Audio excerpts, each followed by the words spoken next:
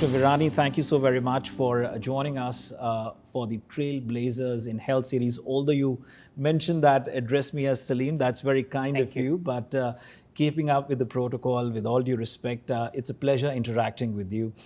Talk about your interest in the cardiovascular disease and give us some insight about the research that you've done in South Asian community. So first of all, thank you for getting the message out, because I think this is extremely important.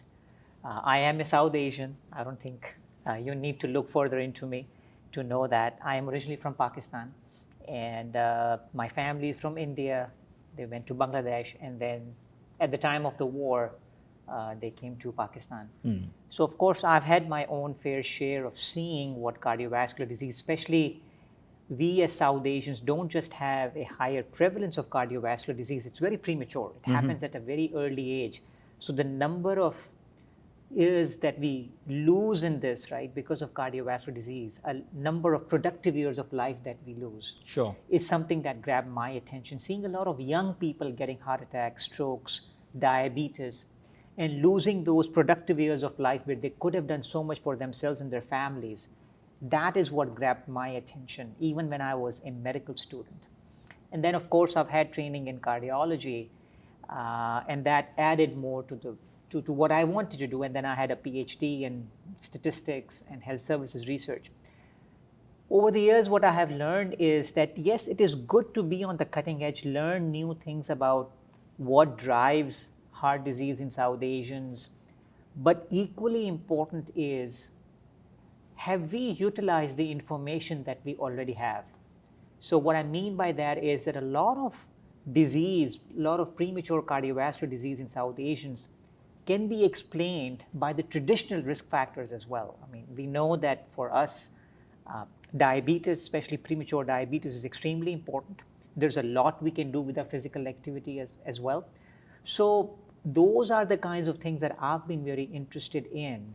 Traditional risk factors, yes, you look at the cutting edge science as well, but even if we were to utilize what we already know, what drives cardiovascular disease and premature cardiovascular disease in South Asians, there's a lot that we can still achieve by bringing those rates down in South Asians.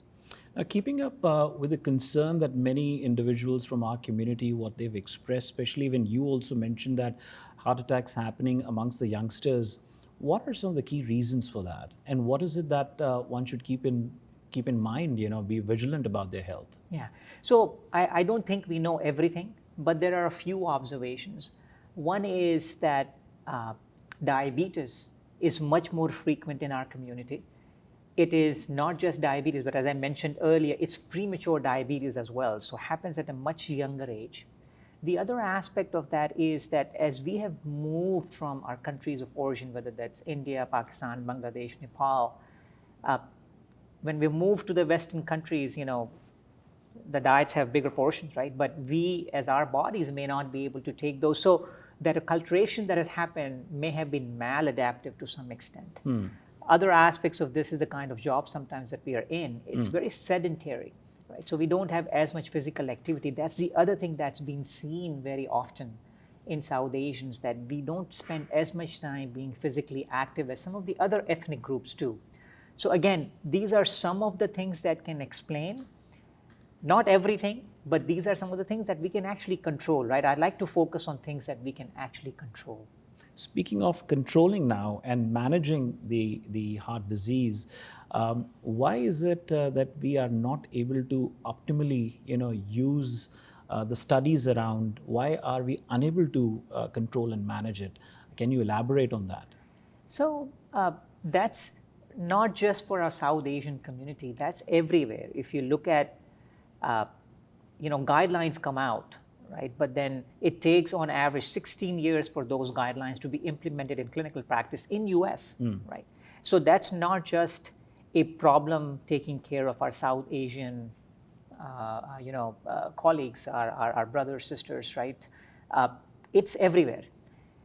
You can have very good guidelines, you can say this is what needs to happen, but to implement that both from the side of a clinician, a doctor, a nurse practitioner, physician assistant treating a patient, to the side of patient actually taking that therapy, whether that's lifestyle or medications in some cases when it's needed, there's a big gap.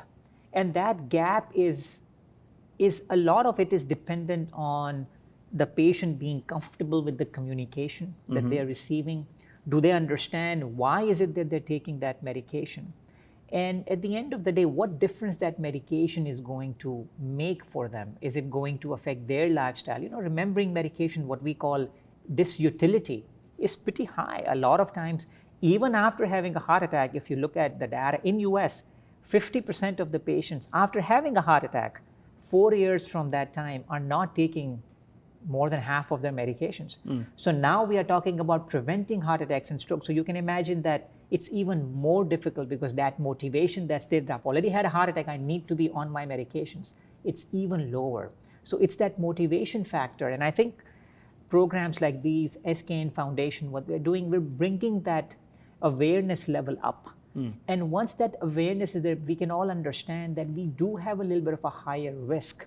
And that's why we need to look at ourselves. And I would take it a step beyond. We need to start very early, not just focus on 40, 50-year-olds, but actually take it to our kids and explain to them what they need to do in their early years of life to have good lifestyle, which is the key here.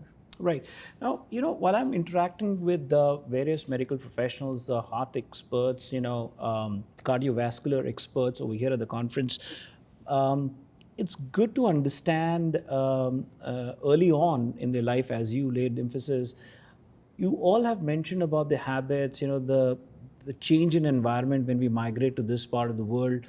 But can you also talk about the genetics, the role genetics plays, our genes play, how it passes on from one family member to another. I've seen, if a father has had a heart attack, it is bound to happen, or it could happen, with their son as well. Yeah, so very simply put, there are two major kinds of things that an average person who's listening to our conversation should know about genetics. One is that genetics can come through some risk factors. What I mean by that is that there are some genes that control very high levels of cholesterol. There are genes that control somebody having diabetes in the future, right? So there is an intermediate, what we call phenotype. That yes, this is a family where a lot of people have high cholesterol, a lot of people have diabetes. There are families where everybody gets hypertension by the age of 40. Right. So that's one genetic risk factor, right, that you have. The second aspect of that is there are some genetic markers, we don't know what phenotype they go through. So there's no intermediate diabetes, hypertension, right? And then the third aspect I would add to that is that even unhealthy risk factors, for example, physical activity, the kind of diet we look at, also clusters in families, right? Right. So it may not be related to genes per se, but it may be related to our lifestyle, which also clusters in families. In fact, there's also data that some of the genes you have, they do not express themselves, some of the bad genes, till you have a second hit, which is lifestyle related. You gain some extra weight, you became physically inactive. So what I would say in terms of messaging to the audience, make sure that you are getting your regular checkups with your healthcare provider. Make sure that these intermediate phenotypes are picked up. Understand that there's a lot of control you have by staying physically active, watching your diet, watching your weight. And if you have family history of premature cardiovascular disease, there's a lot that can be done even beyond lifestyle if there was a need. So if you, let's say, talk about a 45-year-old male whose dad had his first MI at the age of 48, well, you better go and see someone. 20 years earlier, we didn't have as many treatments. Now there's a lot of treatment that's available whereby that risk can be mitigated to a large extent, a very large extent. Right. So those are some messages that I would have. Can you also talk about some of the advancements in the area of cardiovascular disease, what the future looks like? So few things that we can talk about at the individual level, and then there are population level things that need to happen. Let's talk about the individual. There's of course a rush of genomics, understanding whether your genetic profile can explain some of the risk that we have and how can you treat that, right? Just knowing the risk is never enough. Are there some things we can do to mitigate that genetic risk that we may have? There's a lot of work in that. There's a lot of work in imaging that's happening right now. at the population level, there's a big push towards taking things into what we call primordial prevention, right? Primary prevention is you have a risk factor, you treat that, whether that's diabetes, hypertension, to make sure you don't get your first heart attack or stroke. Well, you can do primordial prevention where you don't allow that risk factor to develop, and that's where we need to push the curve a little bit further down, whereby we're working on are very young in South Asians, right? So that's one big area where work is happening. The other population level work that's happening is that coming to your doctor's office or nurse practitioner that you're seeing or your physician assistant you're seeing, well, that is when an individual has to come to the healthcare system to get treated.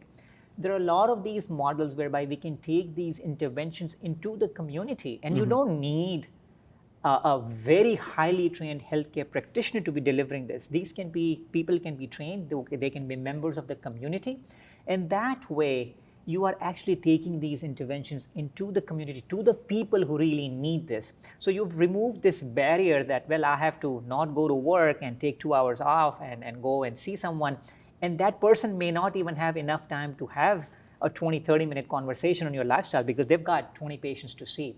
So I think that's where some of the interventions are moving as well. How do we take it to the community rather than the community coming to us as healthcare professionals? Talk about your experience being at the conference over here, and how conferences such as, the Advanced Cardiovascular Conference that SKN hosted over here can benefit the South Asian Americans, and how it can pivot and connect the dots between the South Asian organizations, how they can motivate the other South Asian organizations. So one of the things that stood out for me for this conference was that we have SKN Foundation, and then they had a collaboration with an academic institution. And this is wonderful, right? When you have a foundation that then works with an academic entity, you have basically the minds, you have everything that you need to know in terms of where the research is, people who've worked in this area, and then you have the foundation that has people who have the motivation, because foundation has come from the community. You have academics, you add both of those things, it creates a very, very healthy partnership.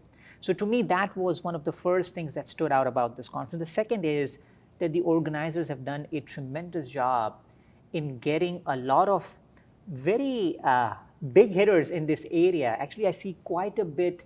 It's a very diverse group of faculty members who participated, and they've done a tremendous job in terms of gathering everybody here. I think it will be absolutely important because, of course, every foundation is bound by its geography. So does SKN Foundation. If there are others who are watching this, listening to this, if there are other foundations in this space working on South Asian health in general, I think we should all come together because power is in numbers. And, SKN Foundation can only do so much, right? But if there are others who can all come together and work, I think there's a lot more good work that can be done. And the model that they have of academia coming together with foundation, I think that's a model that perhaps has a higher chances gives us a higher chance of success when we take this back to the community, because the community already is there as part of the initiative. अब बहुत उम्दा और खूबसूरत हिंदी उर्दू भी बोलते हैं, तो आखिरी सवाल आपसे हिंदी में करते हुए एक मैसेज आपसे ज़रूर लेना चाहेंगे साउथ एशियन कम्युनिटी के लिए, अगर आप हिंदी उर्दू में बताएंगे। एक कार्डियोलॉजिस्ट होने के नाते, कार्डियोवैस्कुलर एक्सपर्ट होने के नाते क्या कहेंगे साउथ एशियंस को? देखिए, मैं आपको एक एग्जांपल देता हूँ। प्रॉबली मैंने भी 100 इंटरव्यू किए हैं, आपने शायद 1000 इंटरव्यू किए होंगे, 2000 किए होंगे। जो लोग सुन रहे हैं उन्होंने प्रॉबली यही बातें 1000 मरतबा सुनी होंगी। तो मैं एक एग्जांपल हमेशा यूज़ करता हूँ जब भी अपने बच्चों से बात करता हूँ या पेशेंट से बात करता हूँ, और यही एग्जांपल मुझे भी दी गई थी, मेरे जो अम्मी हैं उन्होंने, कि अगर किसी पेड़ के ऊपर, किसी दरख्त के ऊपर, ऑन अ ट्री, अगर 3 जो है वो परिंदे बैठे, the 3 birds sitting on a branch of a tree, और उनमें से 2 जो है वो परिंदे कहें कि हमें उड़ जाना है, right? So there are 3 birds sitting on a branch of a tree and 2 of them decide to take off. तो अब कितने परिंदे उस शाख पर, दरख्त की शाख पर रह गए? मोस्टली हम क्या कहेंगे कि भाई 3 थे, 2 ने सोचा कि उड़ जाएंगे, तो अब 1 ही रह गया है। The answer is कि अब भी 3 के 3 ही वहीं पे हैं क्योंकि उन्होंने सोचा मगर कभी उड़े नहीं. Right? So they thought about they're going to take off, but they never took off. The same thing holds true for us in our lives as well. You know, somebody listening to this may say that I'm going to go make my first appointment to see someone. I'm going to start walking today. Those are all good things, but they're just starts. They don't make any difference to our life till we actually take action. तो हमें सिर्फ ये नहीं कहना कि हम ये करेंगे, हमें करना है.